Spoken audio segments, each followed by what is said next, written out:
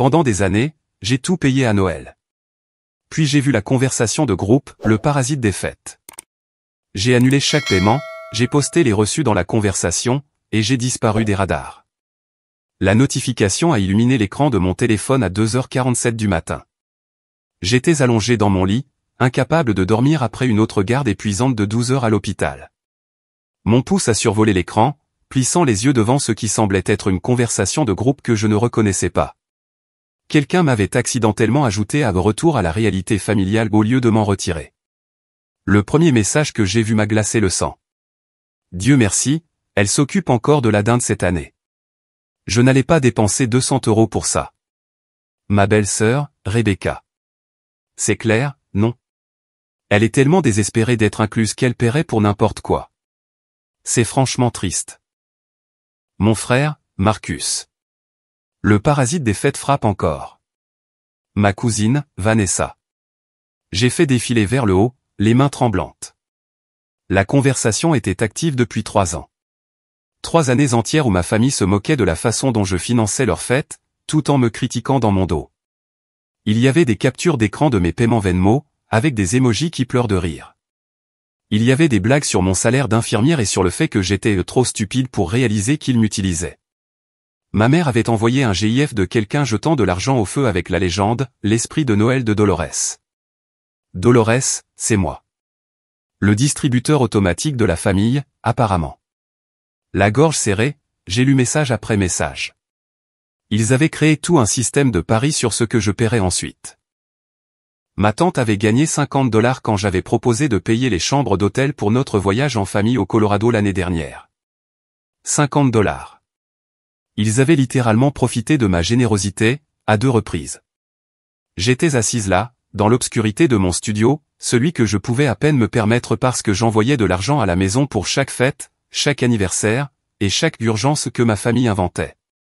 L'appartement que j'avais meublé avec des meubles d'occasion, parce que je venais d'envoyer 3 000 € à ma mère pour des frais médicaux qui, comme je le réalisais maintenant en lisant ses messages, avait en fait financé sa croisière avec son petit ami. On lui dit qu'on prévoit Noël au chalet cette année? Elle paiera totalement la location si on dit que le cœur de maman ne peut pas supporter le stress de l'organisation. Génie. Dolores est une telle bonne poire.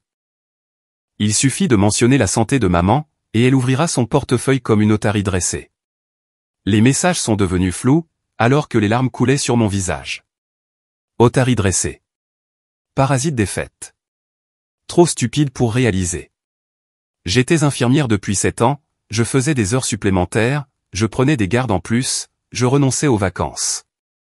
Je me disais que j'aidais ma famille, que j'étais la responsable, celle qui avait réussi avec sa carrière stable. Ma mère avait l'habitude de me présenter à ses amis comme ma fille, l'infirmière, avec une telle fierté dans la voix. Je pensais qu'elle était fière de moi. Il s'avère qu'elle était juste fière de mes virements bancaires. Le pire message venait de ma petite sœur, Émilie, celle que j'avais aidée à financer ses études. J'avais payé ses manuels, son abonnement à la cantine, et même ses cotisations de sororité quand elle pleurait de se sentir exclue. D'elle travaille encore pendant les fêtes cette année. Plus d'argent pour nous. Peut-être que je vais enfin avoir ce sac Gucci que je veux, puisqu'elle paie le dîner de Noël et les cadeaux pour papa et maman. Tu es diabolique, et aime. Mais honnêtement, elle rend les choses trop faciles. Elle se porte volontaire pour payer. C'est son problème. Je me portais volontaire parce qu'à chaque fois que je rentrais, quelqu'un mentionnait nonchalamment à quel point les choses étaient difficiles financièrement. Comment le camion de papa avait besoin de réparation, comment Marcus ne pouvait pas se permettre d'offrir des cadeaux de Noël à ses enfants, comment les médicaments de grand-mère coûtaient si cher. Je me sentais coupable d'avoir un revenu stable alors qu'il semblait en difficulté. Mais Marcus avait posté des stories Instagram de son week-end à Las Vegas, 3 jours après que je lui ai envoyé 800 € pour les cadeaux de Noël de ses enfants. Rebecca avait un nouveau sac de créateur sur chaque photo. L'appartement d'Emily était rempli de meubles et de décorations coûteux. Il n'était pas en difficulté. Il dépensait mon argent pendant que je mangeais des nouilles instantanées et que je prenais des gardes supplémentaires. J'ai continué à faire défiler l'historique de la conversation, chaque message une nouvelle blessure. Il y avait des conversations sur mon poids, ma vie amoureuse, mes histoires de carrière ennuyeuses. Vanessa avait écrit des paragraphes sur le fait que je m'étais présenté à son mariage dans une robe de chez Target, alors que tout le monde portait des marques de luxe. Mais que peut-on attendre de quelqu'un qui dépense tout son argent pour les autres, avait-elle ajouté. La dissonance cognitive était stupéfiante. Il se moquait de moi parce que je ne dépensais pas d'argent pour moi-même, tout en exploitant le fait que je ne dépensais pas d'argent pour moi-même. J'ai trouvé des messages de Pâques dernier, quand j'avais envoyé 1500 € à maman pour le dîner de famille. Elle m'avait dit qu'elle recevait 20 personnes et avait besoin d'aide pour couvrir les frais. La conversation racontait une autre histoire. Seulement 8 personnes viennent, mais Dolores n'a pas besoin de le savoir. L'argent supplémentaire peut payer mon rendez-vous pour du Botox. Mes mains tremblaient si fort que j'ai failli laisser tomber mon téléphone. Ma mère avait utilisé l'argent que j'avais gagné pendant des gardes de 12 heures à nettoyer des fluides corporels et à tenir la main de patients mourants pour s'injecter des toxines dans le visage. Puis elle avait posté des selfies avec la légende, bénie et reconnaissante pour ma famille. Il y avait toute une discussion sur mon dernier anniversaire. J'avais eu 32 ans et je l'avais passé seul dans mon appartement, avec un cupcake de supermarché, parce que j'avais fait une double garde. J'avais posté une seule photo sur Instagram du cupcake avec une bougie, légendée, une année de plus en sagesse. La conversation familiale avait explosé. Vous avez vu le post d'anniversaire triste de Dolores? Tellement pathétique. Peut-être que si elle ne travaillait pas tout le temps, elle aurait des amis. Elle travaille tout le temps pour pouvoir nous envoyer de l'argent. C'est une question de priorité, Rebecca avait envoyé un GIF de quelqu'un pleurant dans un cupcake. 15 réactions de rire. J'avais fait cette double garde parce que Marcus m'avait appelé, en pleurant, pour me dire qu'on lui avait coupé l'électricité. Il avait besoin de 400 € immédiatement. J'ai pris la garde supplémentaire, je lui ai envoyé l'argent, et j'ai passé mon anniversaire épuisé et seul. Son électricité n'avait jamais été coupée. 2 jours après mon anniversaire, il a posté une photo de sa nouvelle configuration de PC de jeu, le NEC Plus Ultra, un équipement valant facilement 2000 €. Le schéma était partout. Une fois que j'ai commencé à regarder, chaque urgence qui m'avait éloigné de ma propre vie, de mes propres besoins, avait été fabriquée ou exagérée. La crise était présentée avec des larmes et du désespoir. J'envoyais de l'argent, et en quelques jours, il y avait des publications sur les réseaux sociaux montrant exactement où mon salaire était allé. La chaudière en panne de ma tante en janvier fonctionnait très bien. Elle voulait des vacances à Miami. Mon argent avait payé ses vols et son hôtel, pendant qu'elle me disait qu'elle était emmitouflée dans des couvertures en attendant que le réparateur vienne. J'ai trouvé un message de ma mère au groupe d'attente d'il y a 2 Noëls. Dolores vient de demander si elle pouvait amener quelqu'un au dîner de Noël. Un gars de son hôpital. Je lui ai dit qu'on n'avait pas de place. Lol. Pas question qu'elle se laisse distraire de son rôle de distributeur familial par un petit ami. Je sortais avec Derek, un kinésithérapeute respiratoire, depuis 3 mois. J'étais excité à l'idée de le présenter à ma famille. Quand maman a dit qu'il n'y avait pas de place, je l'ai cru et je me suis excusé de m'imposer. Derek et moi avons rompu 2 mois plus tard. Il avait dit que je donnais la priorité à ma famille par rapport à notre relation, que je n'étais jamais disponible parce que je faisais toujours des gardes supplémentaires pour envoyer de l'argent à la maison. Il avait raison, et ma famille l'avait orchestré. Il y avait d'autres messages sur d'autres petits amis, d'autres amis que j'avais essayé d'amener. Ma famille m'avait systématiquement isolé, s'assurant que je reste seul et dévoué à eux. Plus j'étais seul, plus je me tournais vers eux pour trouver du lien. Plus je me tournais vers eux, plus l'argent coulait dans leur direction. C'était de la guerre psychologique, déguisée en famille. J'ai découvert des paris sur mes décisions de vie. Quand aurais-je une nouvelle voiture? Je conduisais toujours une Honda de 15 ans, parce qu'à chaque fois que j'économisais assez pour un acompte, quelqu'un avait une urgence au point. Déménagerais-je un jour de mon triste petit appartement? Quelle excuse fonctionnerait le mieux pour obtenir de l'argent pour les prochaines vacances de printemps? Ils avaient instrumentalisé ma compassion. Chaque bonne qualité que je possédais avait été identifiée, analysée, et exploitée à des fins lucratives. La conversation était toujours active. Quelqu'un venait d'envoyer un message. Est-ce que Dolores vient à Noël cette année? J'ai besoin de savoir si on doit se donner la peine de cuisiner, ou si elle va juste payer pour le traiteur comme l'année dernière. Oh, elle viendra. Où d'autres iraient-elles? Elle n'a pas de vie en dehors du travail et de son rôle de Père Noël personnel. Mes mains ont cessé de trembler. Quelque chose de froid et de tranchant s'est installé dans ma poitrine, remplaçant la blessure par une fureur cristalline. Ils pensaient que je n'avais pas de vie. Ils pensaient que j'étais si désespéré d'obtenir leur approbation que je continuerais à financer leur style de vie pour toujours. J'ai ouvert mon ordinateur portable et j'ai commencé à travailler. D'abord, je me suis connecté à chaque application de paiement, chaque abonnement, chaque compte lié à ma famille. Le compte Hulu que tout le monde utilisait? Le mien. Netflix? Le mien. L'abonnement Costco que le petit ami de ma mère utilisait chaque week-end?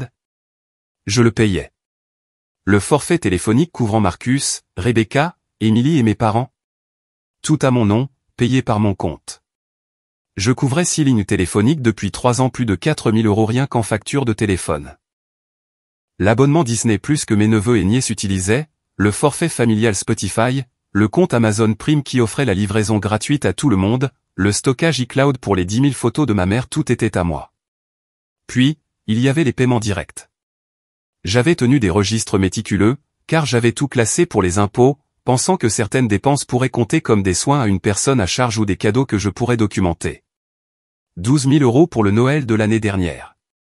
J'avais couvert la location du chalet, toute la nourriture, les cadeaux, les décorations, et même l'argent de l'essence pour le trajet de tout le monde jusqu'aux montagnes.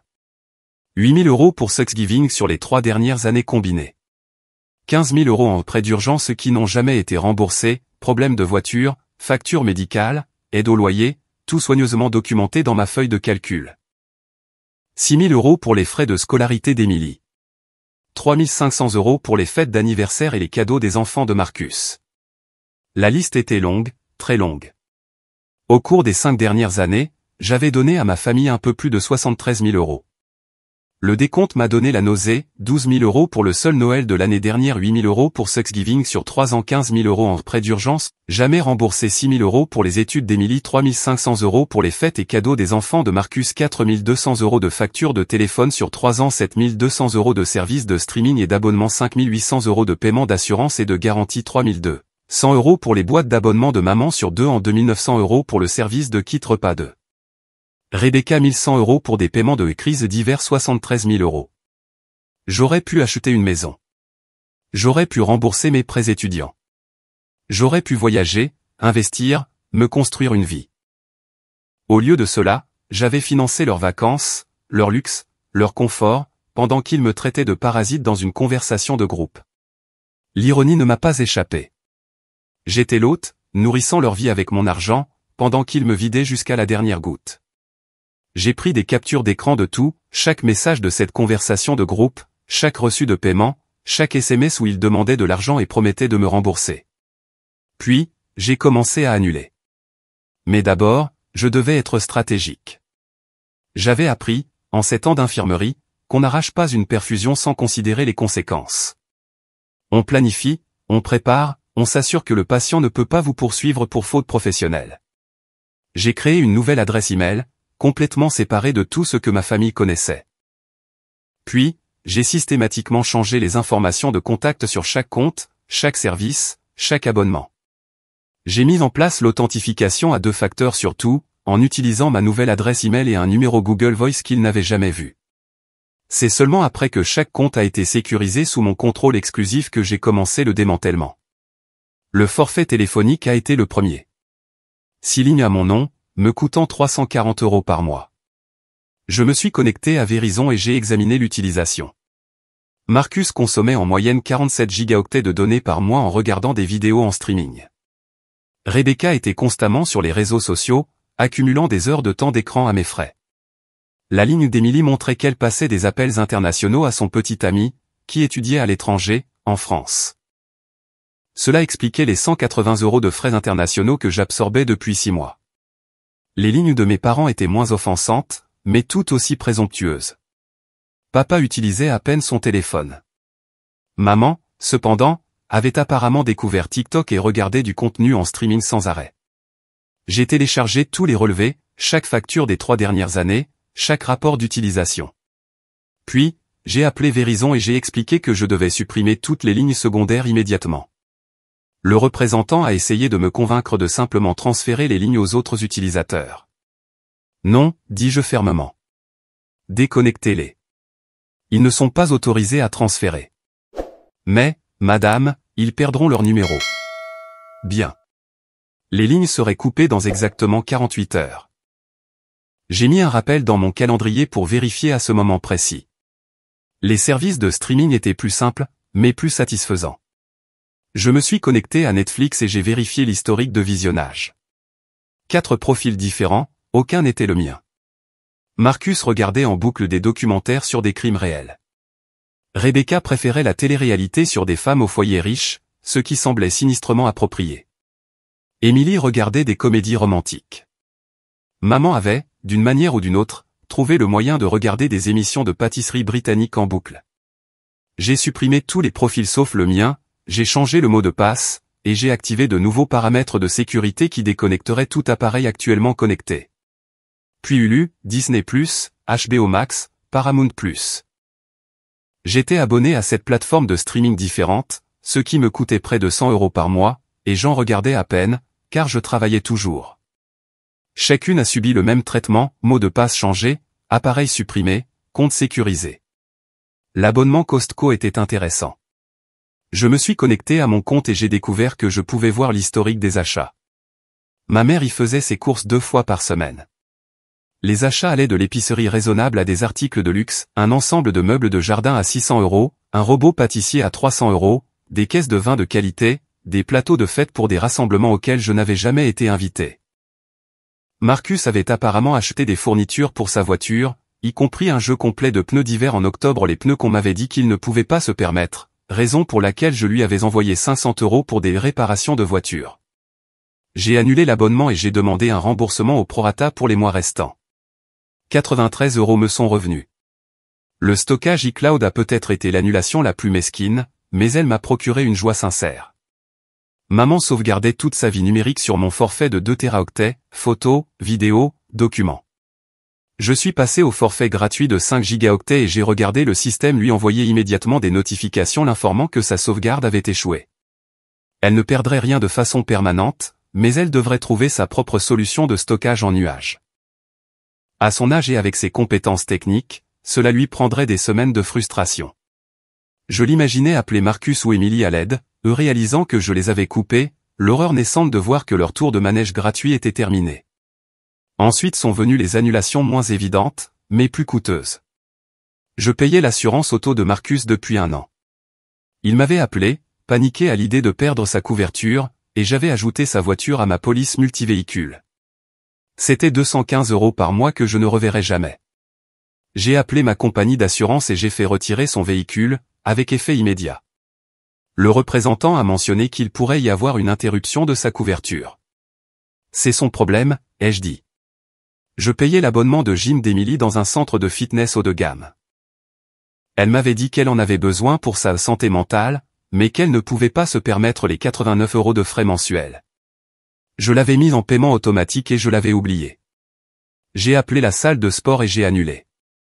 Aucun préavis n'était nécessaire, puisque j'étais la titulaire du compte. Il y en avait d'autres, tellement d'autres. Je payais pour les boîtes d'abonnement de maman 3 différentes. Des livraisons mensuelles de produits de beauté, de snacks, et de livres. Coût total, 140 € par mois. Toutes annulées. Je couvrais l'abonnement de Rebecca à un service de kit repas, parce qu'elle s'était plainte de ne pas avoir le temps de faire les courses avec les enfants. C'était 240 € par mois pour des ingrédients préportionnés, livrés à sa porte, pendant que je mangeais des plats surgelés entre 2 gardes. Annulé. Le plan d'assistance routière de papa, la garantie prolongée que j'avais achetée pour la télé de Marcus, l'abonnement d'Emily à une application de méditation qui coûtait apparemment 95 € par an, chaque paiement automatique, chaque prélèvement récurrent, chaque service que j'avais mis en place et oublié. J'ai examiné 17 mois de relevés de carte de crédit et j'ai identifié 43 prélèvements récurrents différents liés à ma famille. Certains étaient petits, des abonnements de 5 € par mois. D'autres étaient substantiels, comme la contribution mensuelle de 200 € que je versais à ce que je pensais être le fonds de soins de grand-mère. La conversation de groupe m'avait éclairé sur ce stratagème particulier. Grand-mère allait bien. Elle vivait dans une communauté de personnes âgées subventionnées, avec une couverture santé complète. Le fonds de soins avait été l'idée de Marcus pour couvrir le paiement de son bateau. Il ne laissait même pas grand-mère utiliser le bateau. Il y avait des messages où elle demandait à sortir sur le lac et où il inventait des excuses. À 7 heures du matin, j'avais annulé ou transféré 43 services et abonnements. Mes dépenses mensuelles venaient de chuter de 1847 €. Annuellement, je dépensais plus de 22 000 € en services pour des gens qui me traitaient de parasite. Le calcul était si absurde que j'ai commencé à rire, puis à pleurer, puis à rire de nouveau jusqu'à ne plus pouvoir respirer correctement. J'ai rédigé un email à mon propriétaire pour lui expliquer que je ne renouvellerais pas mon bail après son expiration dans 3 mois. J'étais de toute façon en location au mois. Puis, j'ai commencé à chercher des appartements à Portland, à 3 États de là, où on m'avait offert un poste dans un hôpital prestigieux l'année dernière. Je l'avais refusé parce que ma famille m'avait fait culpabiliser de déménager. Qui nous aidera si tu pars, avait pleuré ma mère. L'offre d'emploi était toujours ouverte. J'ai envoyé un email au directeur pour lui faire part de mon intérêt renouvelé. À 5 heures du matin, j'avais déposé des demandes de rétrofacturation pour 3 prêts que ma famille avait prétendu être pour des urgences médicales, mais que je pouvais prouver, grâce à leur publication sur les réseaux sociaux, avoir été dépensés pour des loisirs et des produits de luxe. La fraude à la carte de crédit est illégale, et mentir sur des urgences médicales pour obtenir de l'argent constitue une fraude. Je ne portais pas plainte pour l'instant, mais j'avais la documentation prête. Le soleil se levait lorsque j'ai composé mon message pour le groupe de conversation au retour à la réalité familiale. J'ai joint un PDF, 37 pages de reçus, de relevés bancaires, et de registres de paiement. Chaque centime que je leur avais donné en 5 ans, classé par catégorie et daté. Mon message était simple, bonjour à tous. Je vois que j'ai été ajouté accidentellement à cette conversation. Quelle coïncidence. Puisque je suis apparemment un parasite des fêtes, j'ai décidé d'arrêter de nourrir les hôtes. 6 juin, vous trouverez la documentation de chaque paiement que j'ai fait à cette famille au cours des 5 dernières années, pour un total de 73 249 €. Considérez-le comme mon dernier cadeau de Noël, la vérité sur qui sont les vrais parasites. Tous les services et abonnements partagés ont été annulés, avec effet immédiat. Le forfait téléphonique sera déconnecté dans 48 heures. Je n'assisterai pas à Noël cette année, ni les années suivantes. Je ne serai pas disponible pour des prêts d'urgence, des financements de fête, ou tout autre soutien financier. Pour ceux qui ne comprennent pas pourquoi, remontez dans la conversation. Vous avez passé 3 ans à me montrer très clairement ce que vous pensiez de moi. Je vous crois enfin. Joyeux Noël. Ne me contactez plus. J'ai appuyé sur renvoyer et j'ai immédiatement bloqué le numéro de chaque membre de ma famille. Puis, j'ai supprimé tous les comptes de réseaux sociaux que j'avais, Facebook, Instagram, Twitter, tout. Je ne voulais pas voir leurs réponses. Je ne voulais pas de leurs excuses. Le truc, quand on passe à l'offensive nucléaire, c'est qu'il faut s'engager complètement. Pas de demi-mesure, pas de retour en arrière. Mon téléphone a commencé à vibrer en quelques minutes. Des numéros inconnus qui essayaient d'appeler. Je m'y attendais. Je l'ai éteint complètement. L'administration de l'hôpital m'avait proposé des gardes supplémentaires pendant les fêtes, car de nombreuses infirmières voulaient prendre des congés. J'avais toujours été celle qui se portait volontaire, me disant qu'il valait mieux travailler que de m'imposer aux célébrations familiales. Maintenant, je comprenais que ma présence n'était pratique que lorsque j'arrivais les bras chargés de cadeaux et le portefeuille ouvert. J'ai pris toutes les gardes disponibles, du 1er novembre au 15 janvier, 75 jours payés à tarif et demi, et à double tarif pour les jours fériés. Avec mon salaire de base et les heures supplémentaires, j'allais gagner environ 47 000 € en 2 mois et demi de travail. J'ai travaillé. J'ai dormi. J'ai travaillé de nouveau. Pas d'appel, pas de réseaux sociaux, pas de famille, juste le travail. Mes collègues ont remarqué que quelque chose avait changé. J'avais toujours été amical, mais quelque peu réservé, toujours pressé d'aller aider ma famille pour quelque chose. Maintenant, je restais pour prendre un verre après le service. J'ai rejoint le club de lecture de l'hôpital. Je suis allé à un repas de Thanksgiving chez ma collègue Jennifer et j'ai rencontré sa famille, des gens normaux qui ne calculaient pas la valeur nette de chacun avant de décider s'ils méritaient d'être traités avec gentillesse. Les semaines entre ma révélation et Thanksgiving ont été étranges. J'existais dans une bulle où mon ancienne vie ne pouvait pas m'atteindre. Mon téléphone est resté éteint, sauf pour les appels professionnels sur mon nouveau numéro. J'ai créé une nouvelle adresse email et n'y ai transféré que la correspondance essentielle. Tout ce qui provenait de mes anciens comptes allait dans un trou noir que je ne vérifiais jamais. Au travail, j'étais plus affûté que je ne l'avais été depuis des années. Sans le drainage mental constant de la gestion des urgences fabriquées de ma famille, j'avais de l'espace cognitif pour mon vrai travail. J'ai intercepté une erreur de médication avant qu'elle n'atteigne un patient. J'ai remarqué un changement dans l'état d'un patient que le résident avait manqué, empêchant potentiellement un AVC. Linda m'a prise à part après ça. Quoi que ce soit qui ait changé en toi, a-t-elle dit, continue comme ça. Tu as toujours été bonne, mais dernièrement, tu as été exceptionnelle. Je ne lui ai pas dit qu'elle est exceptionnelle était simplement ce qui se passait quand on cessait d'être lentement vidé de ses ressources et de sa volonté de vivre. Le premier vrai test est arrivé 3 semaines plus tard. Je réapprovisionnais les fournitures en soins intensifs quand j'ai entendu mon nom. Pas Dolores Green, personne au travail ne connaissait encore mon changement de nom Dolores Morrison, mon ancienne identité. Je me suis retourné pour trouver Emily debout à l'entrée de l'unité, l'air petite et effrayée. « Tu ne peux pas être ici », dis-je immédiatement. « C'est une zone réglementée. Les salles de consultation pour les familles sont au 2e étage. Dolores, s'il te plaît. J'ai juste besoin de 5 minutes. » Sécurité, ai-je appelé calmement. Personne non autorisé en soins intensifs. Les yeux d'Emily se sont écarquillés. D'elle, allez. J'ai conduit 4 heures. Un agent de sécurité est apparu en quelques secondes. Nos soins intensifs avaient des protocoles stricts pour une bonne raison. Cette personne n'est pas autorisée à être ici, lui ai-je dit. S'il vous plaît, escortez-la hors de l'hôpital. Dolores, je suis ta sœur, la voix d'Emily s'est brisée. Tu ne peux pas juste. Je n'ai pas de sœur, ai-je dit en la regardant fixement. Je suis fille unique. S'il vous plaît, faites-la sortir. Emily pleurait pendant que la sécurité l'emmenait. Je n'ai rien ressenti. Pas de culpabilité, pas de tristesse, pas de sympathie. Elle m'avait traité de stupide tout en dépensant l'argent de ses études que j'avais gagné en faisant des heures supplémentaires. Elle avait ri de moi, me comparant à une otarie dressée. 5 minutes de larmes n'effaçaient pas 3 ans de cruauté. Linda m'a trouvé dans le local à fourniture 10 minutes plus tard, un presse-papier d'inventaire à la main, comptant des poches de perfusion avec une précision mécanique. « Tu veux en parler ?» a-t-elle demandé. « Il n'y a rien à dire », ai-je répondu. Quelqu'un essayait d'accéder à une zone réglementée. La sécurité s'en est occupée. Dolores, elle a posé sa main sur mon épaule. Cette femme a dit qu'elle était ta sœur. Je n'ai pas de sœur. Linda m'a étudié un long moment. D'accord, a-t-elle finalement dit. Mais si jamais tu veux en parler, la porte de mon bureau est toujours ouverte. Et pour ce que ça vaut, quoi qu'il se soit passé, je suis fier de la façon dont tu as géré ça. Professionnel, approprié, sans drame. J'ai hoché la tête, ne faisant pas confiance à ma voix.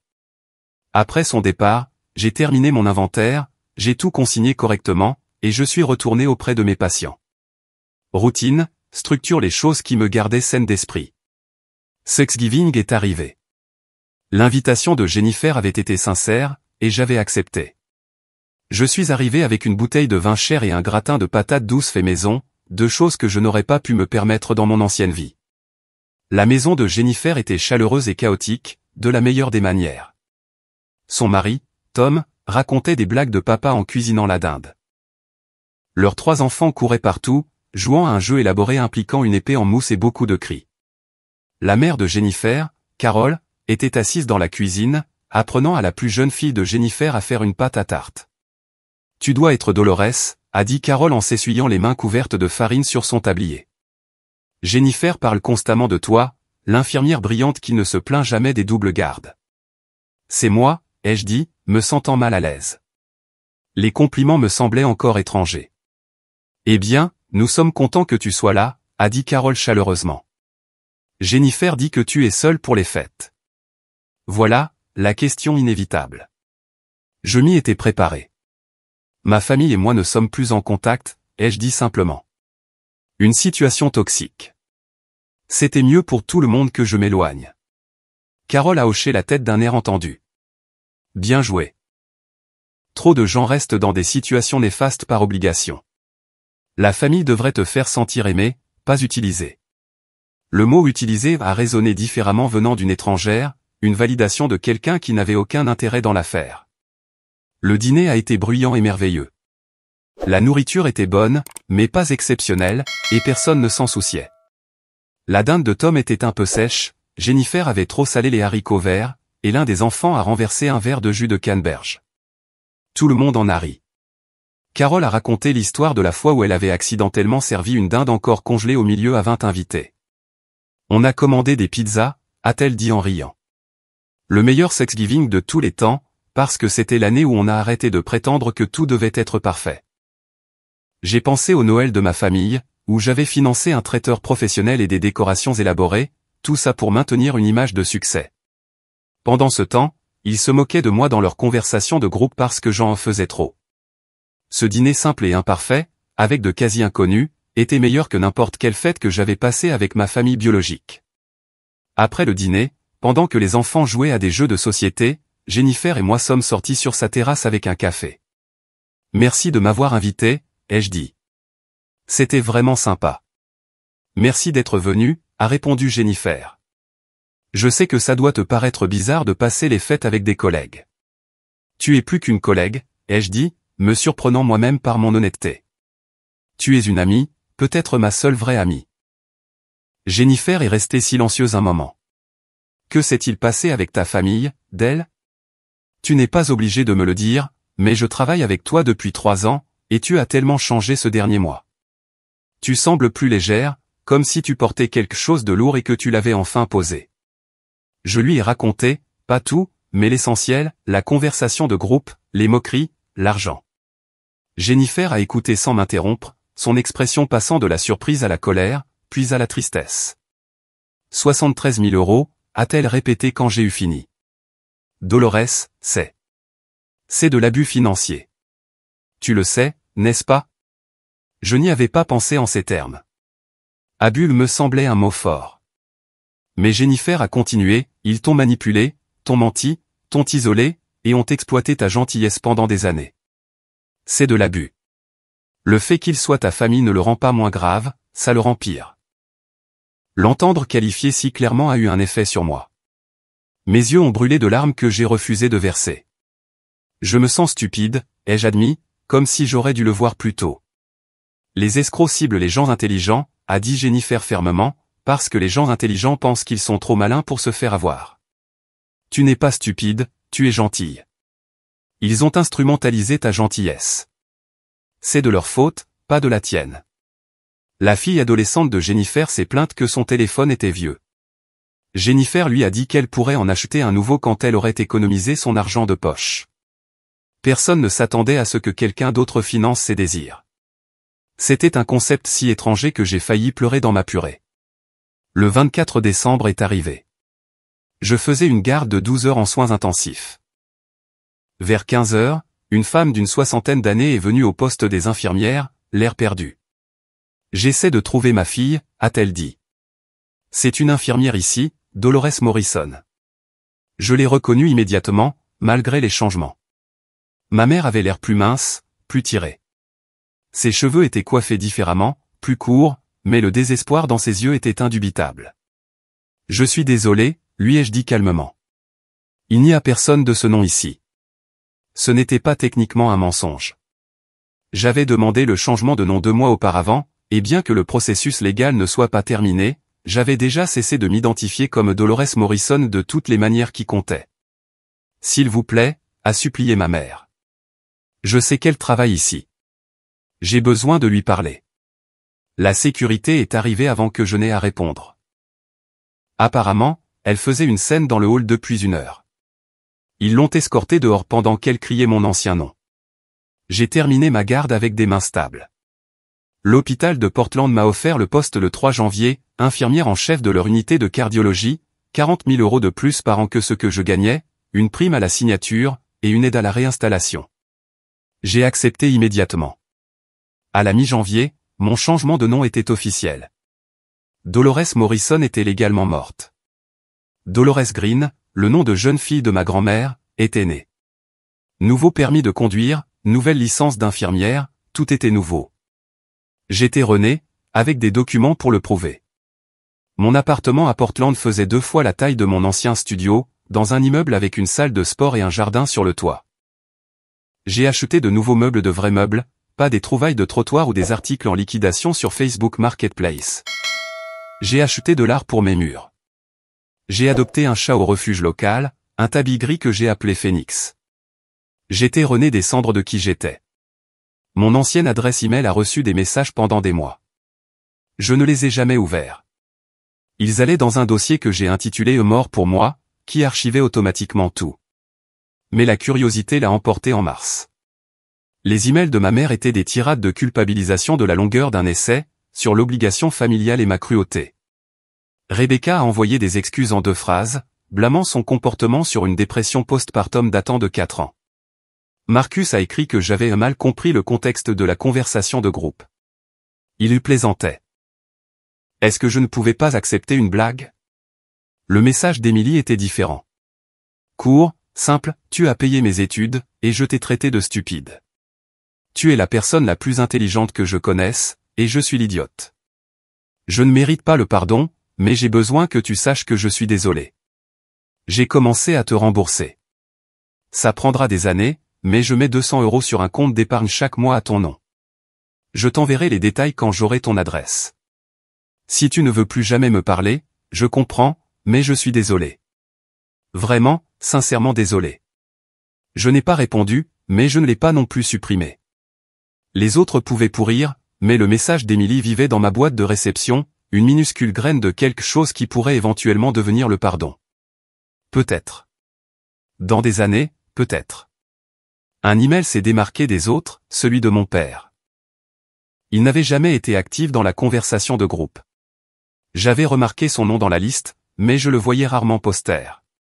Dolores, je n'étais pas au courant de la conversation jusqu'à ce que tu envoies ces captures d'écran. Ta mère m'a montré son téléphone, et j'ai vu tout ce qu'ils avaient dit, tout ce que j'avais permis en restant silencieux alors que j'aurais dû remarquer ce qui se passait. Tu méritais mieux de nous tous, mais surtout de moi. J'aurais dû te protéger. J'ai demandé le divorce la semaine dernière. Je vis dans un appartement maintenant, je travaille avec un thérapeute pour comprendre comment j'ai permis cela. Je ne demande pas le pardon ni la réconciliation. Je voulais juste que tu saches que je vois ce que j'ai manqué de faire, et que j'essaie de devenir quelqu'un qui ne te laisserait plus tomber, même si tu ne me laisses plus jamais faire partie de ta vie. Je t'aime. Je suis fier de toi, et je suis désolé. Papa. J'ai lu cet email 3 fois avant de fermer mon ordinateur portable. Certains ponts, on les brûle. Certains ponts se brûlent d'eux-mêmes. Et certains ponts s'effondrent sous le poids d'années de fissures dans les fondations qu'on était trop occupés pour remarquer. Le printemps est arrivé à Portland avec des cerisiers en fleurs et de la pluie. Je suis sorti avec un professeur nommé Michael, qui trouvait mon dévouement à ma carrière admirable, et non quelque chose à exploiter. Nous avons pris des cours de cuisine ensemble. Il ne m'a jamais demandé de payer sa part. Jennifer m'a invité à la célébration de Pâques de sa famille. Sa mère m'a interrogé sur ma famille, et je lui ai dit la vérité, je n'en ai plus. Elle m'a serré dans ses bras et a dit, tu en as une maintenant, ma chérie. J'ai pleuré dans sa salle de bain pendant 10 minutes, puis j'ai mangé 3 portions de jambon. Mon compte en banque a grossi. J'ai remboursé mes prêts étudiants en avril, les 32 000 € envolés en un seul paiement. J'ai regardé le solde de 0 € et je me suis senti plus légère que l'air. En mai, j'ai reçu un chèque de banque de 1 000 € avec un mot d'Emily, premier paiement. Beaucoup d'autres à venir. Ta nouvelle adresse était sur les documents du tribunal pour le changement de nom, domaine public. Je ne te harcèle pas, promis. Je veux juste réparer ça. Le numéro de dossier était indiqué dans la base de données du comté. J'ai déposé le chèque et j'ai renvoyé un seul SMS au numéro qu'elle avait inclus, reçu. En juin, ma mère avait trouvé mon adresse. Je suis rentré à la maison pour la trouver assise devant mon immeuble. La sécurité vous fera partir si je les appelle, ai-je dit, sans ralentir vers l'entrée. Dolores, s'il te plaît. Ce n'est plus mon nom. Tu es ma fille. Je me suis arrêté, je me suis retourné, et je l'ai regardée correctement pour la première fois en 6 mois. Elle avait l'air plus âgée, plus petite en quelque sorte. La femme qui m'avait élevé, qui avait pansé mes genoux écorchés et m'avait fait des crêpes aux pépites de chocolat le dimanche, semblait être une étrangère portant un visage familier. Votre fille est morte quand elle a réalisé que sa famille la voyait comme un portefeuille sur pattes, dis-je doucement. Vous avez 60 secondes pour partir avant que j'appelle la police. Elle est partie en 45. Je ne me suis pas sentie victorieuse. Je ne me suis pas sentie vengée. Je me sentais fatigué. Cette nuit-là, j'ai envoyé un court email à mon père, message reçu. Pas prête à parler. Peut-être un jour. Concentre-toi sur toi. Il a répondu, c'est plus que ce que je mérite. Merci. L'été à Portland a été magnifique. Michael et moi avons fait de la randonnée sur le mont Hood. J'ai pris des vacances en Grèce, quelque chose dont je rêvais depuis des années. J'ai posté des photos sur mon nouveau compte Instagram privé, qui n'avait que 30 abonnés, tous des gens que j'avais rencontrés l'année précédente. Personne ne m'a demandé d'envoyer de l'argent. Personne n'avait besoin de moi pour autre chose que ma compagnie. C'était la paix la plus profonde que j'ai jamais connue. En août, Émilie a envoyé un autre chèque avec une note plus longue, j'ai eu une promotion. J'envoie 500 € ce mois-ci. J'ai dit à Marcus et Rebecca ce que je faisais, et ils pensent que je suis stupide de te donner de l'argent dont tu n'as même plus besoin maintenant. C'est comme ça que je sais que c'est la bonne chose à faire. Tu mérites mieux. J'essaie d'être meilleur. Et aime. J'ai répondu, fier de ta promotion. Utilise la moitié de cet argent pour toi. Je suis sérieuse. Sa réponse est arrivée 1 heure plus tard, seulement si tu promets de me laisser t'inviter à dîner si jamais tu reviens dans l'Est. Pas d'arrière-pensée, juste des sœurs qui mangent des pâtes hors de prix. Je n'ai pas promis, mais je n'ai pas dit non. Septembre a apporté un temps plus frais et une prise de conscience, j'avais reconstruit toute ma vie en moins d'1 an. Nouvelle ville, nouveau travail, nouveau nom, nouvelle relation, tout ce que l'ancienne Dolores avait eu trop peur de chercher, parce qu'elle était trop occupée à être le filet de sécurité de tout le monde. La nouvelle Dolores, Dolores Green, n'avait plus peur. Je me suis fait un tatouage, un phénix sur mon omoplate, renaissant de ses cendres. La tatoueuse m'a interrogé sur sa signification. Renaissance, ai-je dit simplement. Elle a souri. Ce sont les meilleurs. Octobre est arrivé avec des feuilles qui tombaient et un colis inattendu. À l'intérieur se trouvait une écharpe tricotée à la main dans ma couleur préférée, vert forêt, avec un mot de mon père, ta grand-mère m'a appris à tricoter avant de mourir. Je ne suis pas encore très doué, mais j'essaie. Reste au chaud. Pas de réponse nécessaire. L'écharpe était inégale et avait quelques mailles tombées. Elle était parfaite. Je l'ai portée tous les jours froids de cet automne. Le premier anniversaire du message, comme j'en étais venu à l'appeler, est tombé un mardi au hasard. J'avais travaillé de nuit et je suis rentré pour trouver un autre chèque d'Émilie. Elle avait été constante, ne manquant jamais un mois, et un email de mon père avec des photos de lui dans un centre de bénévolat, servant des repas à des anciens combattants sans abri. J'essaie d'être utile à des gens qui ont réellement besoin d'aide, disait son email. J'essaie de devenir quelqu'un dont tu pourrais être fier à nouveau un jour. J'ai regardé mon calendrier. Noël était dans 8 semaines. Michael m'a demandé si je voulais passer les fêtes avec sa famille à Seattle. Jennifer m'a de nouveau invité chez elle. J'avais des options maintenant, des gens qui voulaient ma présence, pas mes présents. J'ai choisi celle de Jennifer. Sa chaleur me rappelait ce que la famille était censée être. La veille de Noël, j'ai travaillé une demi-journée, puis je suis allé dîner chez Jennifer. Ses enfants ont joué une pièce de la nativité chaotique, avec le chien de la famille dans le rôle d'un mouton très confus. Son mari a fait des blagues terribles. Sa mère m'a interrogé sur mon chat et m'a montré des photos de ses propres 3 animaux de refuge. Personne n'a demandé d'argent. Personne n'avait besoin que je sois autre chose que moi-même. Après le dîner, j'ai vérifié mes emails. Un nouveau message d'Émilie, joyeux Noël. Je n'attends pas de réponse. Je voulais juste que tu saches que je pense à toi tous les jours, et que je suis toujours désolé. Je continue de rembourser. Je continue d'essayer. J'espère que tu es heureuse où que tu sois. J'ai répondu, joyeux Noël, et aime. Je suis heureuse. Continue d'être meilleure. C'est suffisant. Sa réponse a été immédiate, tu as répondu. Le meilleur cadeau de Noël de tous les temps. Je t'aime, ma sœur. J'ai fixé ces mots, je t'aime, ma sœur. Une partie de moi voulait le dire en retour. Une partie de moi n'était pas prête. J'ai écrit, on se parle l'année prochaine. Peut-être. Elle a répondu, peut-être, c'est assez. Merci.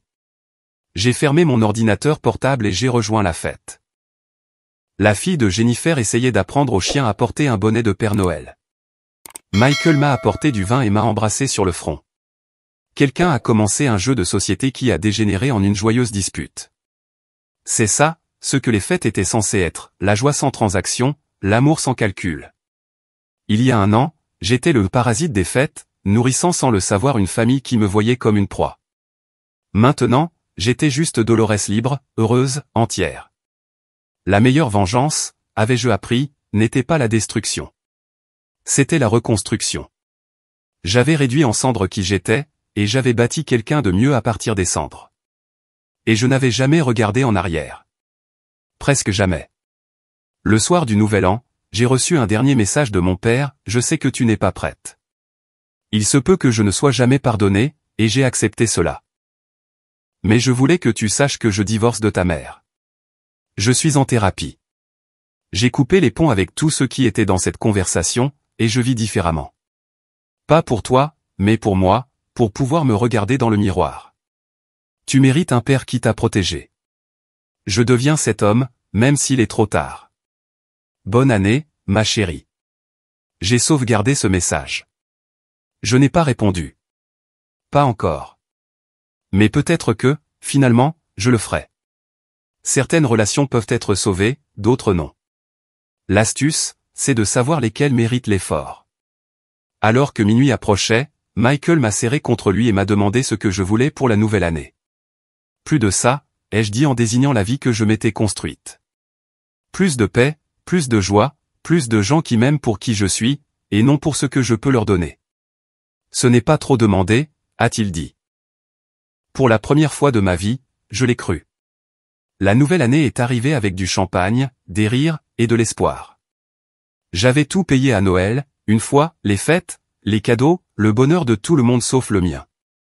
Maintenant, j'avais payé pour ma liberté.